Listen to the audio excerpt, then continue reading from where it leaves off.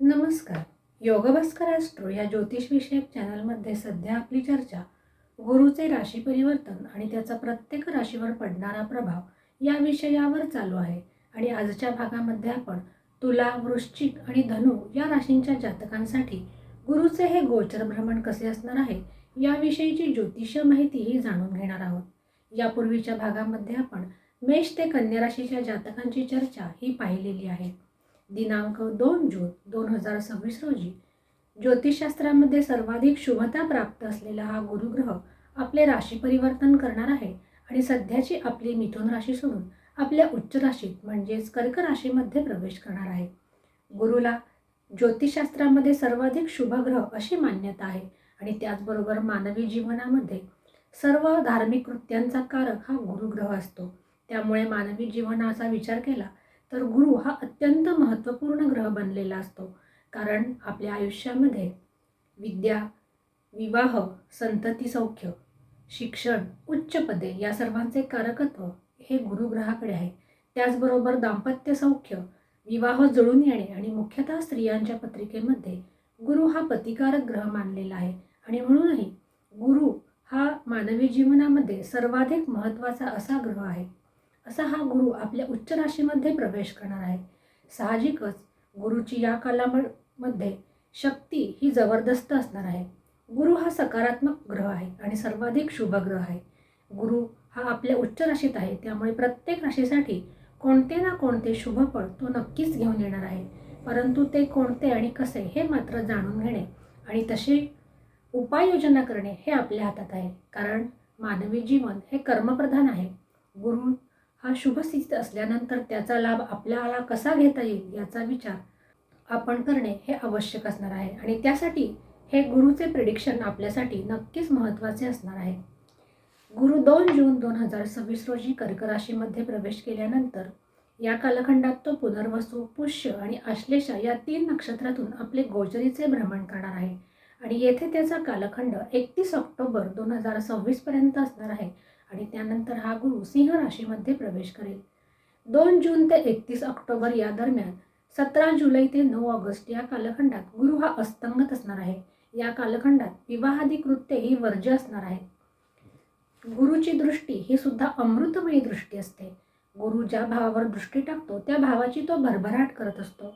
गुरुकडे 3 दृष्ट्या असतात, पंचम, सप्तम आणि नवम. आणि गुरु हा उच्च राशीत आहे, त्यामुळे तो ज्या भावात आहे आणि तो ज्या भावांवर दृष्टी टाकत आहे अशा एकूण 4 भावांविषयी शुभफळे तुम्हाला प्राप्त होणार आहेत. प्रत्येक राशीसाठी ही 4 भाव कोणकोणते आहेत हे सुद्धा जाणून घेणे महत्त्वाचे आहे. या सर्वांची चर्चा आपण या भागामध्ये करणार आहोत. हे राशीफल आपल्या चंद्र राशीवर आधारित आहे, परंतु या प्रेडिक्शनची जास्तीत जास्त अचूकता तपासण्यासाठी हे राशीफल आपली चंद्रकुंडली आणि आपली लग्नकुंडली या दोन्हीनुसार पाहावे आणि अंतिमतः आपला एकत्रितपणे निर्णय घ्यावा. कारण चंद्रकुंडली आणि लग्नकुंडली या दोन्हीही सारख्याच महत्त्वाच्या असतात आणि ज्या वेळेला गुरु, शनी, राहू यासारखे ग्रह राशी परिवर्तन करतात त्यावेळेला त्यांचे राशीफल पाहण्यासाठी आपली लग्नकुंडली आणि आपली चंद्रकुंडली ह्या दोनही तितक्याच महत्त्वाच्या असतात. आज राशींच्या क्रमानुसार सर्वप्रथम तुळ राशीच्या जातकांची चर्चा आपण पाहणार आहोत. तुळ राशीच्या जातकांसाठी तृतीय आणि षष्ठ भावाचा असलेला हा स्वामी तुमच्यासाठी दशम भावातून गोचरीचे भ्रमण करणार आहेत. दशम भाव हा तुमच्या कर्माचा, कर्तृत्वाचा, नोकरीचा भाव आहे आणि त्याची दृष्टी तुमच्यासाठी द्वितीय भाव, चतुर्थ भाव आणि षष्ठ भावावर पडणार आहे. दशम भावामध्ये गुरुला कारकत्व मिळत असते आणि तुला राशीच्या जातकांसाठी हा गुरु हंस महापुरुष योग निर्माण करणार आहे. जीवनात काही मोठे करण्याची सुवर्णसंधी तुला राशीच्या जातकांना ही चालून येणार आहे.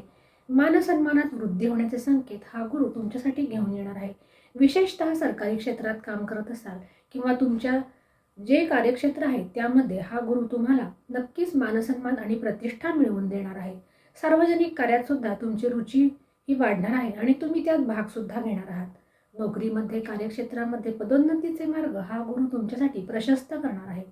नोकरीत मोठे पद, वरचे पद हे सुद्धा मिळण्यासाठी हा गुरु निश्चितच सहाय्यकारी असणार आहे. ज्यांना प्रमोशनची आशा आहे त्यांना या कालखंडात त्यांचे मनोरथ सिद्धीस जाण्याची शक्यता ही दाट आहे. प्रमोशनसाठी सुद्धा हा कालखंड चांगला आहे. आणि त्याचबरोबर धनसंचयाच्या दृष्टीने सुद्धा हा गुरु तुम्हाला सहाय्यकारी असणार आहे. कारण याची 5वी दृष्टी तुमच्यासाठी धनभाव म्हणजेच द्वितीय भावावर पडणार आहे. द्वितीय भाव हा जसा धनाचा त्याचबरोबर वाणीचा आणि कुटुंबाचा सुद्धा भाव आहे. त्यामुळे तुमची वाणीसुद्धा या कालखंडात भारदस्त बनेल आणि तुम्हाला गृहसौख्य मिळणे आणि कुटुंबामध्ये सौहार्दपूर्ण वातावरण असणे याचा सुद्धा तुम्हाला लाभ मिळणार आहे. जे शैक्षणिक क्षेत्रामध्ये कार्यरत आहेत, विशेषतः प्रोफेसर, शिक्षण, सल्ला देणारे, ज्योतिषी कार्य करणारे अशांच्यासाठी गुरुचे हे गोचर अत्यंत चांगले आहे असेच म्हणावे लागेल. जीवनामध्ये कार्यक्षेत्रामध्ये एक नवीन सकारात्मक सुरुवात करण्यासाठी हा कालखंड तूळ राशीच्या जातकांसाठी चांगला असणार आहे. विद्यार्थ्यांचा जर विचार केला तर विद्यार्थ्यांसाठी आणि स्पर्धा परीक्षा देणाऱ्या विद्यार्थ्यांसाठी विशेष करून गुरुचे हे गोचर अत्यंत शुभफलदायी असे असणार आहे.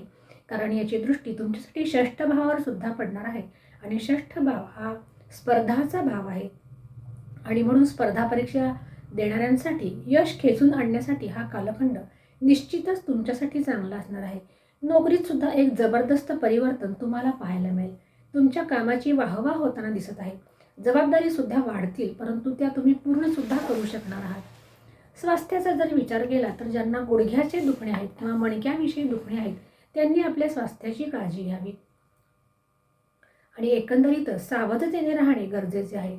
जुन्या आजारातून मुक्तीचे संकेत हा गुरु तुमच्यासाठी घेऊन येत आहे. त्यामुळे वैद्यकीय उपाययोजना या कालखंडात तुम्ही जर केली तर त्याचे तुम्हाला सकारात्मक परिणाम हे पाहायला मिळतील.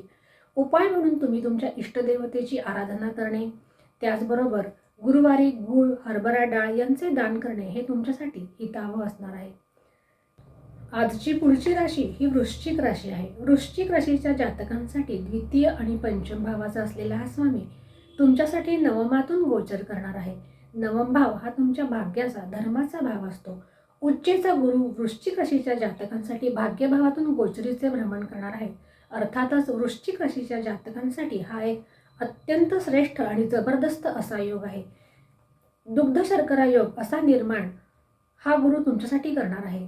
एकंदरीत तुमच्यासाठी हा गुरु सुखाची कवाडे उघडणार आहे असा हा कालखंड तुमच्यासाठी हा गुरु घेऊन येत आहे. हा भाव तुमच्या धर्माचा, भाग्याचा भाव आहे आणि म्हणूनच भाग्योदय वृद्धीसाठी हा कालखंड तुमच्यासाठी निश्चितच श्रेयस्कर आहे. अजूनही ज्यांना भाग्याची जोड मिळाली नाही त्यांना या कालखंडात ती नक्की मिळणार आहे.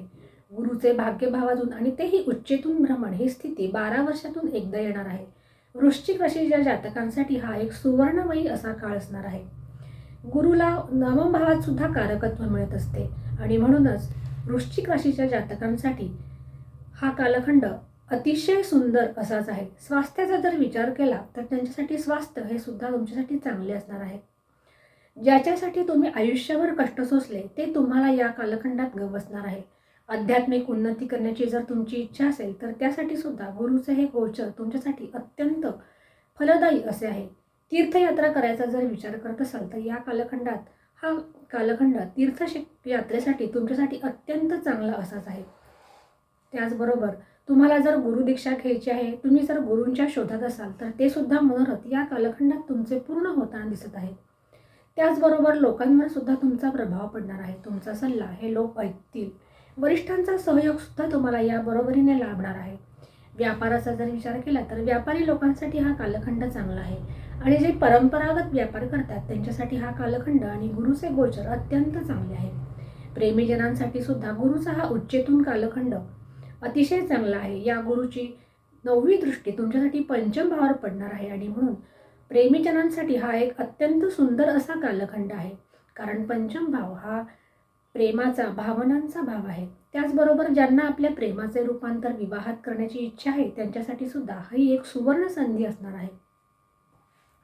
विद्यार्थ्यांचा विचार केला तर जे उच्च शिक्षण घेणारे विद्यार्थी आहेत त्यांच्यासाठी हा कालखंड विशेषत्वाने चांगला आहे. परंतु एकंदरीत सर्व विद्यार्थ्यांसाठी हा कालखंड चांगला असणार आहे. कारण गुरुची 9वी दृष्टी तुमच्या पंचमावर पडणार आहे. पंचम भाव हा प्रेमाचा, भावनांचा, विद्येचा आणि संततीचा भाव आहे. म्हणून ज्यांना विद्या मिळवण्याची इच्छा आहे त्यांना विद्या मिळेल. जे नवदाम्पत्यांना संततीची कामना आहे त्यांच्या संततीची कामना पूर्ण होईल. ज्यांना अनेक वर्षापासून संतती सौख्यासाठी प्रतीक्षा केलेली आहे त्यांच्यासाठी त्यांचे मनोरथ पूर्ण होण्यासाठी ही एक सुवर्ण संधी आहे.